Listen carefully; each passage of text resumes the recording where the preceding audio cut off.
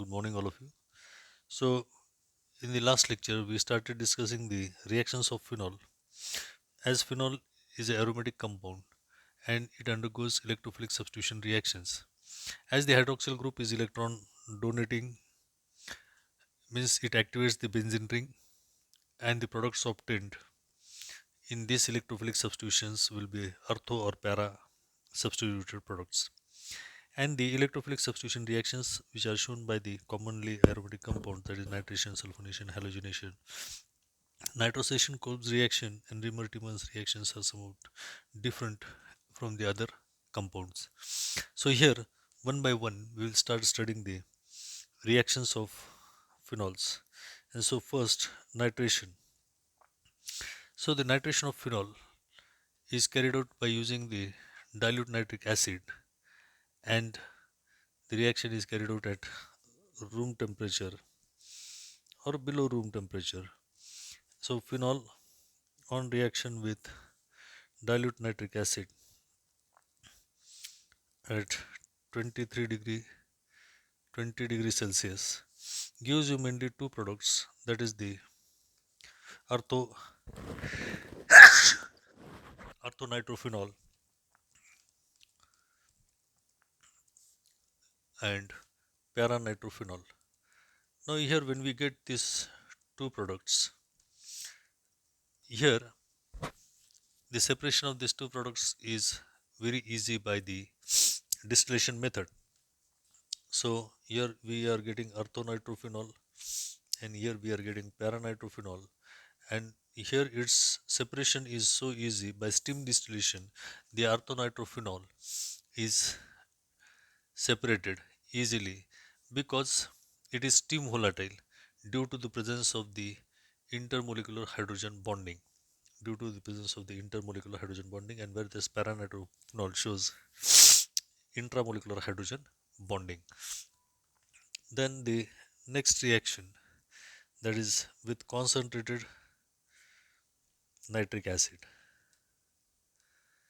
With concentrated nitric acid, it mainly gives disubstituted and trisubstituted product, disubstituted and trisubstituted product. So here we are getting the phenol on reaction with concentrated nitric acid HNO3 gives you the mixture of product, that is di or trisubstituted, that is 2,4,6 trinitrophenol and 2,4-dinitrophenol, where the separation of these products is necessary. Where the separation of this product is necessary, and by separating we will get these two different types of compound, and this is happening because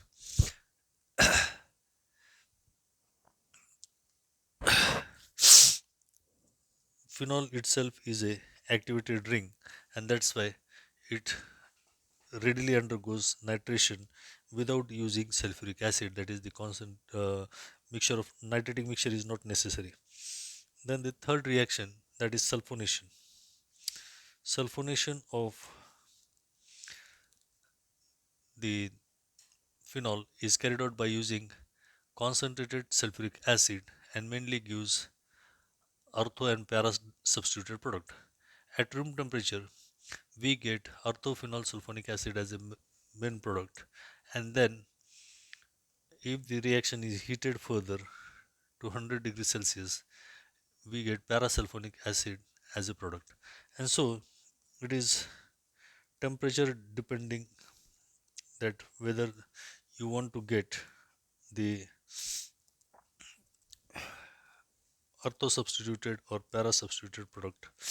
And so here at room temperature by sulfonation, here you get the orthophenol sulfonic acid, orthophenol sulfonic acid, orthophenol sulfonic acid as a product, where when the reaction is heated at 100 degrees Celsius, here we are going to get the product, that is paraphenol sulfonic acid. Paraphenol sulfonic Paraphenol sulfonic acid. And if we are carrying out the same reaction, suppose ortho is obtained as a product, and if you heat this reaction further at 100 degrees Celsius, this can also lead into the formation of a para substituted product. So it gets isomerized to the para position. So this was your the nitration and sulfonation reactions at the different conditions by using the different types of reagents. Means in nitric acid, if we use dilute nitric acid, we are getting the ortho or paranitrophenol as a product. But when we use concentrated sulfuric acid, we get di or tri substituted product.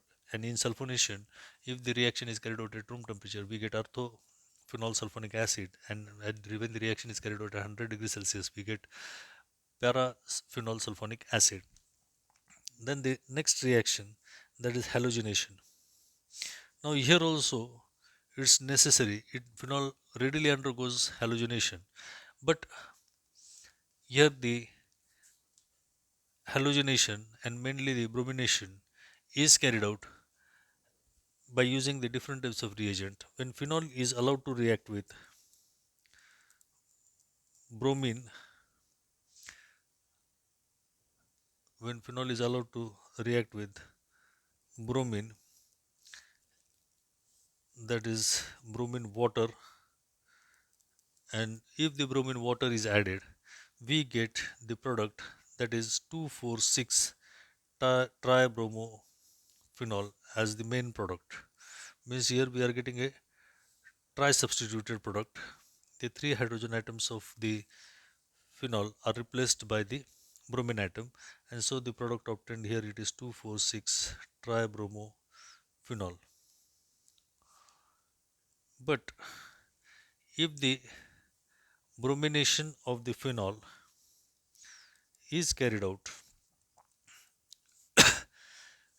in presence of carbon tetrachloride, means here this is a polar solvent, and here CCl4, it's a non-polar solvent, and if the reaction is carried out in non-polar solvent, we get orthobromophenol and parabromophenol as the two products, where the parabromophenol is obtained as a major product. Parabromophenol is obtained as a major product, and orthobromo is obtained as a minor product. And so here in this way, the bromination is carried out under two different conditions, that is either in a polar solvent, water, you get 2,4,6 tribromophenol, and if you use the non-polar solvents like carbon tetrachloride, we are getting the orthobromo and parabromophenol as the two products, where the parabromophenol is obtained as a major product.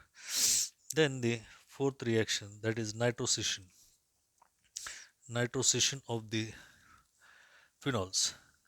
So here the nitrosation of the phenol is carried out by using the reagent, that is nitrous acid, and this nitrous acid is obtained by the reaction of sodium nitrite in presence of sulfuric acid, and this reaction takes place below 5 degrees Celsius, and here we get paranitrosophenol. Paranitrosophenol. We get paranitrosophenol as a product, and so this nitrosation is the reaction preferably carried out in presence of nitrous acid, which is prepared whenever it is necessary, that the mixture of sodium nitrate with acid gives you the formation of the nitrosophenol. Then the next reaction, that is the carbonation, and this reaction is named after the name of the scientist, that is Kolb's synthesis. Kolb's synthesis. So here the sodium phenoxide is allowed to react with carbon dioxide, sodium phenoxide.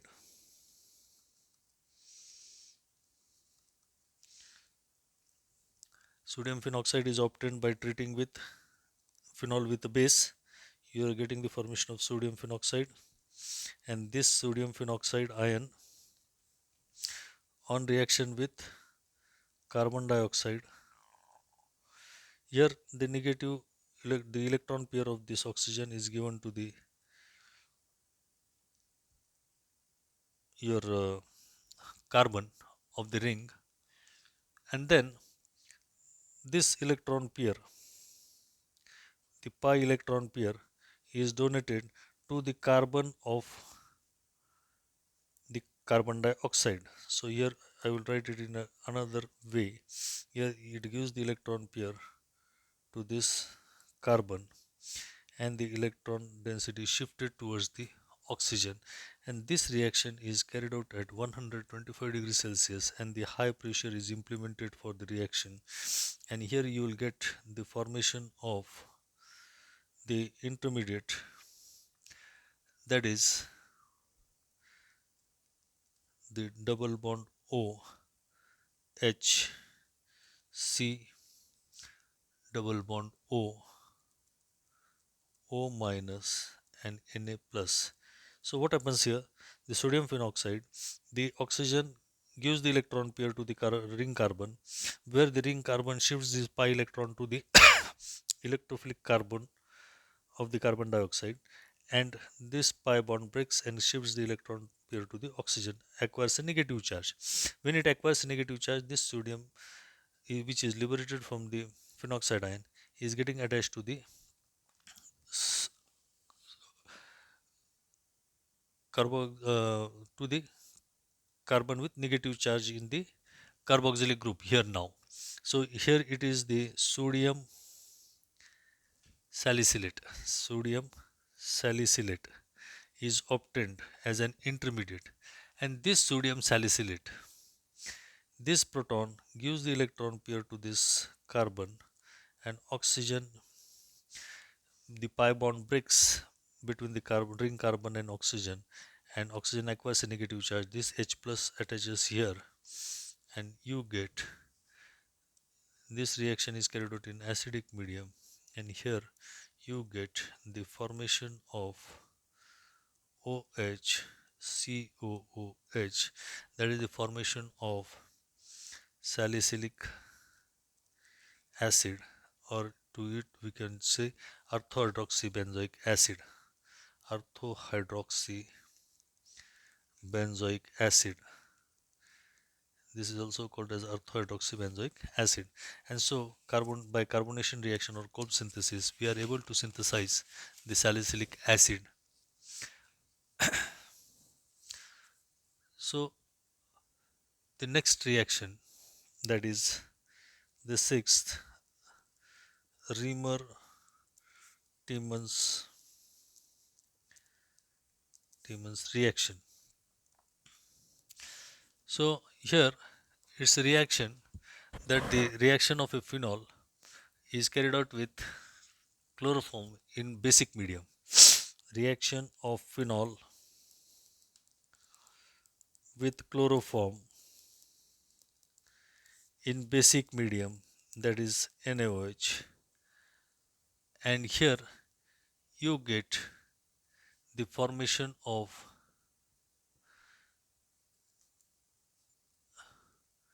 the intermediate that is obtained in this reaction, that is the dichlorocarbene CCl2. CCl2. CCl2, this is your electrophile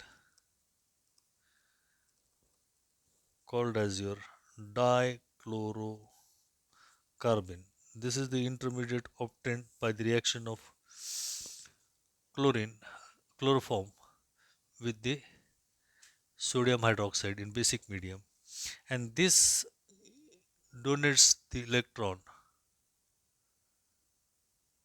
or this accepts the electron from the ring, nucleophilic phenolic ring, and here this gives the electron pair here, and you get the formation of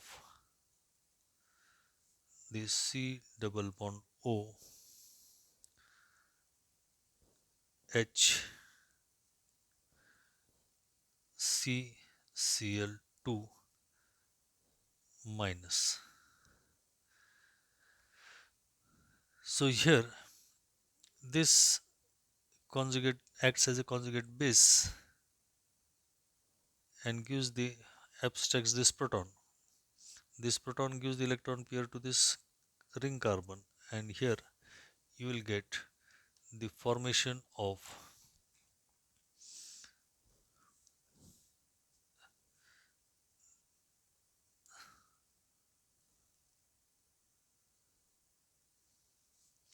OH, C, Cl, Cl, and H. Here this on reaction with KOH.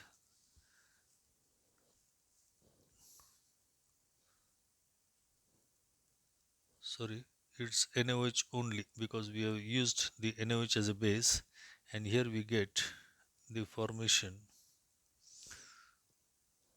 of the sodium phenoxide ion again with COH, OH, and here H. So this proton gives the electron pair here. This OH is given out, means here in this overall reaction the liberation of water molecule takes place, and you get the formation of salicyl aldehyde. Salicyl aldehyde. So it's a reaction. Riemann-Tiemann reaction is the reaction. In an overall reaction, we can say phenol on reaction with chloroform in presence of a strong base, you get the formation of the product, that is salicyl aldehyde. The aldehyde group is introduced at the ortho position, and if the ortho position is blocked, the reaction takes place at the para position. So here we can just have and look on this reaction, that if the ortho positions are blocked, if the ortho positions are blocked, and if you carry out the reaction with chloroform and base, strong base, here you get the formation of the product in which the aldehyde group is introduced at para position, and so here 3,5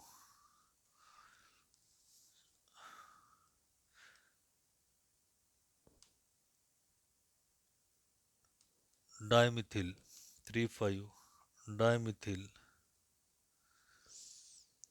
4 hydroxy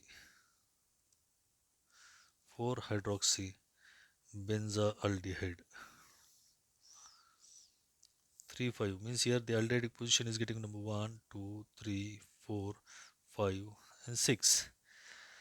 So it is 3,5 dimethyl 4 hydroxy benzaldehyde is obtained as a product, and so here is the Riemann-Tiemann's reaction, and so the rest of the reactions that we will see it in the next lecture. Thank you very much.